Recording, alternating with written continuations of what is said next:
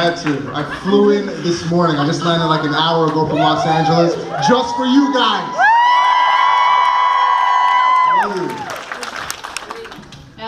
Welcome, for those of you who don't know, to the Wynonna Earp Fan Expo panel. My name is Bridget Leszewski. I'm the managing editor at the TV Junkies. I guess we'll do quick intros. Is he part lizard, part dragon? We don't know. Shamir Anderson, save your dolls. Then we have the man behind Doc Holliday. Yes, that Doc Holliday. Mr. Tim Rosen.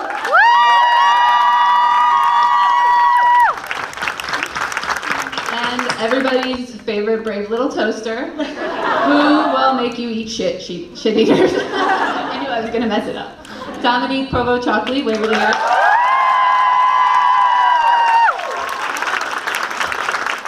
And then the girl with the big ass gun, Melanie Scarfano.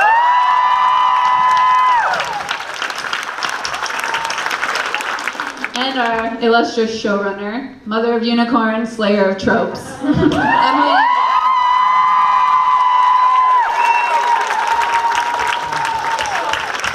Before we get started, I just want to say we're going to have a quick panel here, and then we handed out some tickets, and if you got a star on your ticket, you'll be eligible to come up after the panel for the signing with the cast.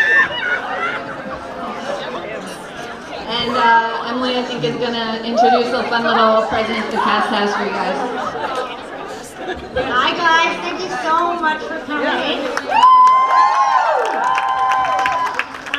We just have a fun little video in case you have forgotten what this show is about. With a couple of fun bloopers, I believe, on it as well. This will help us remember why we're all here. Hey.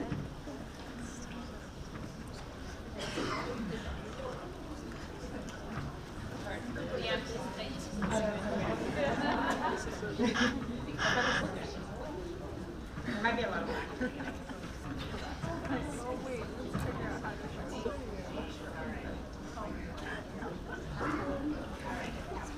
Well, thanks for coming.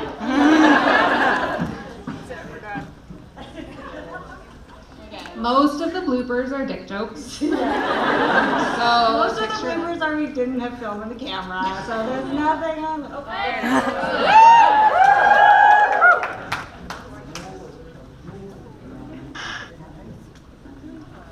I don't know. Hold on. Try the other one.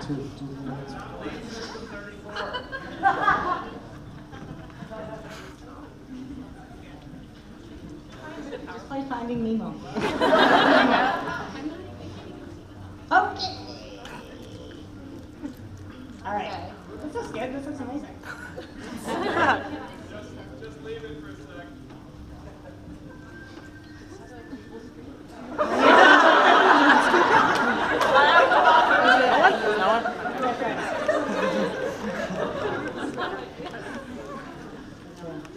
Any suggestions for the back?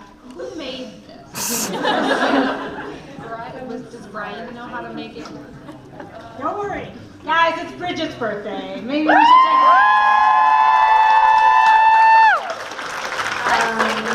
Okay, while we do that, I'll just Yeah. start in. I just was wondering what everybody's favorite moment from the first season. There were so many fun moments, but what really stood out for each of you guys?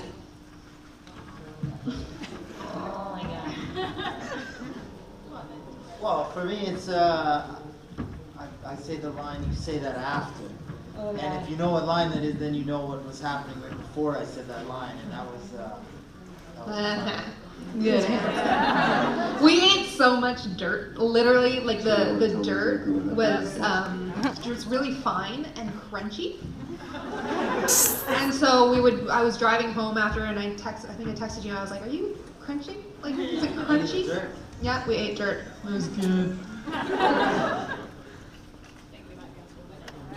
my God, okay, hold on. This is slow motion. You can see why this footage wasn't used. Oh, what's happening?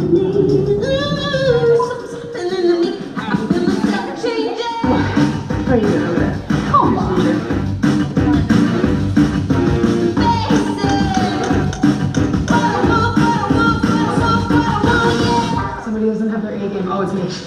I forget all my lines, and every time this amazing woman comes up to me and goes, "Hey Shapiro, you kind of messed up today," and I go,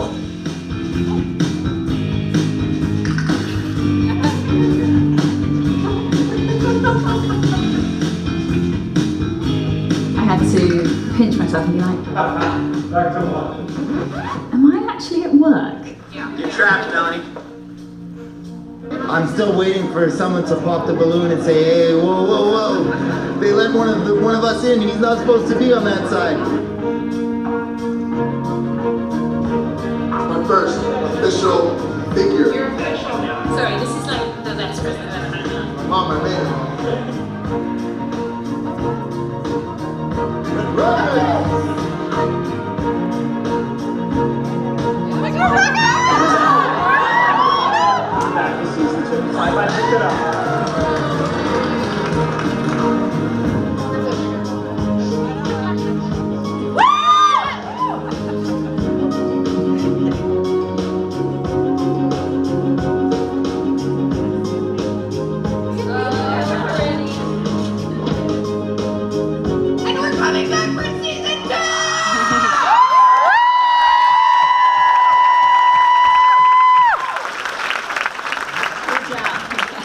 We'll post that probably. I'll see if we can post that online.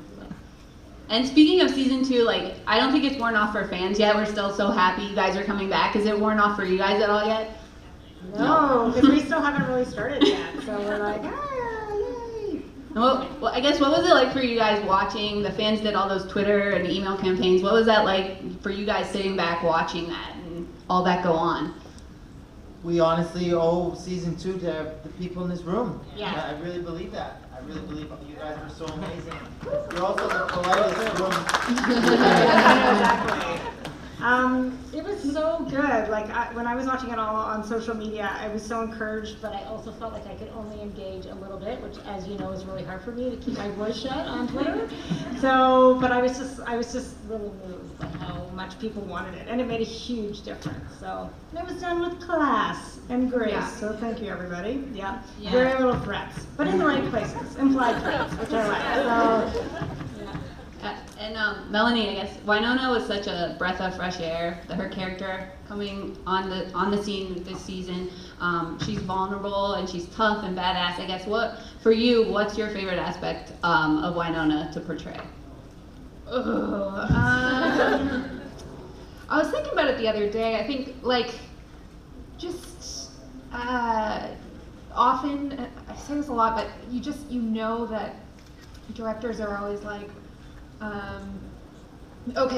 action hero. So you immediately know, if you've done this for a while, you're like, okay, so wear your push-up bra and don't make funny faces and just like be a tart. Like, it's just the worst. And if you're playing a lawyer, you always have to, like, it's always these really boring boxes that you have to fit in, and Wynonna just didn't fit into any of them. But that was her purpose, like that was the point of her. And so just that freedom of just being like, yeah, do that stupid face you made, and like, don't do it too much, but like, just own it, own who you are.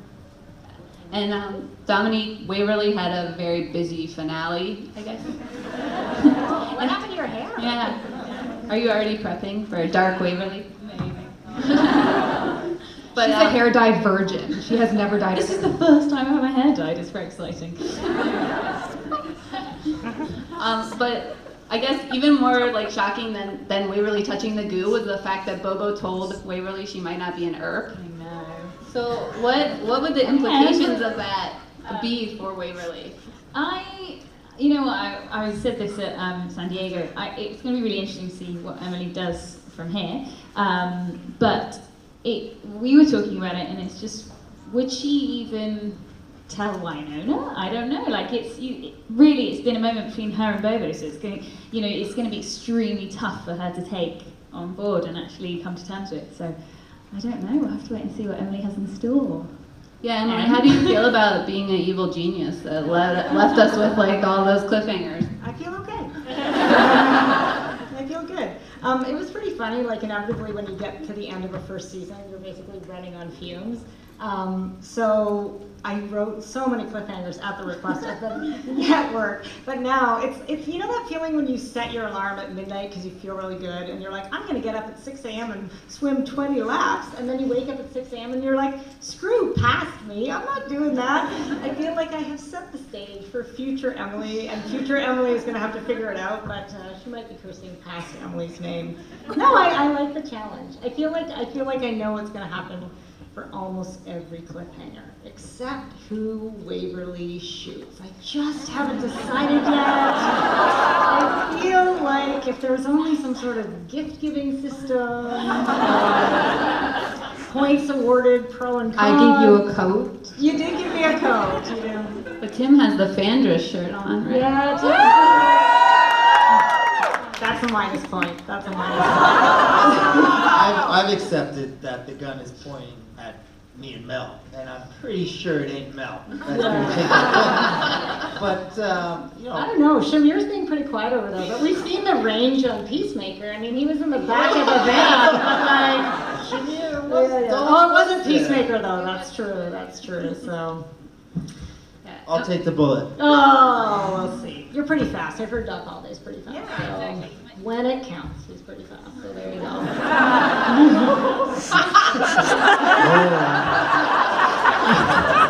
And Shamir, we did get a lot of answers in the finale, but we still don't know what is up with Dolls and his lizard eye. Do you know? Has Emily told you? And if not, do you have any guesses? I know if you guys follow me on Twitter, I'm hoping Dolls is a unicorn. That's why I'm pushing for unicorn. But honestly, I have no clue. I think it's something that we're gonna figure out hopefully in season 2, him. You know, and I don't know, what do you guys want him to be? It's up to you guys. Maybe you guys tell Emily. Well, you were in Baghdad with the special forces. Yeah. Middle East and evil entity Okay. that you're trying to control. Sure. Done. Great. You're good. You're hired. Hi, come on, you're writing staff. Let's do I it. need an outline by Monday. Like 8 a.m. 8 a.m. 9 a.m. So let's expand. Perfect. Perfect. What's the special effects budget on this? We have like 2 straws and a pipe. Okay. Get back to me. Workshop this. Okay. Yeah. Did you guys have anything that really surprised you when you were watching the show back? I mean, obviously you filmed it, you know what's going to happen to your character, but was there anything that really surprised you guys as you were watching it? Just all the stuff that you're not in. Like, Mel and I would sit there and be like, oh my god, they did really good on that, didn't they? Like, I was probably at home just like making food, and then, you know, it's really fun to see it all come together and see what these guys are doing. The fight scene, that looked amazing. Obviously we weren't there for that, but it was awesome. Yeah, lots of stuff. And like Fridays became the highlight of my life because I didn't watch the shows until Fridays, so I was watching it at the same time everybody else was. So it was like when it was not Friday, I was depressed.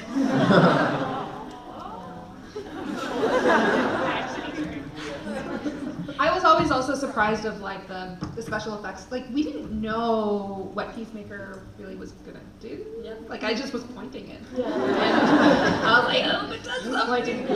Pointed good. Thank you. Yeah. So those effects were like the revenants going down. Oh yeah, being on set when the blade went down was a great. I remember watching that poor actor, man. Twitching. Just all of them. They were like, we have to do what? Like their faces just dropping. It wasn't decided how they were supposed to die yet, so the direction was just kind of. Just like pop and lock. A like they called it something. I think Paolo called it like a postmodern cubist dance. Or something like that. It was made no sense. Remember when you had to run from a non-existent tentacle?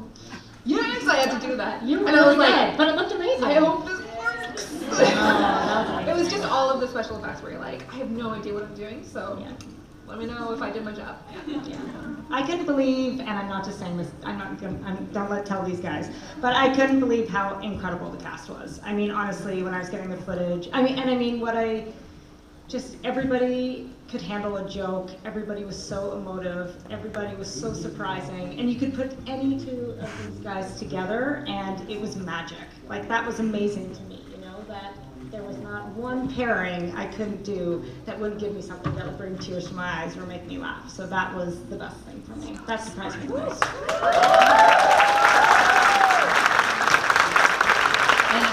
Speaking of magic, like I know for a lot of Wynonna fans, the true love story of the show is the relationship between Waverly and Wynonna.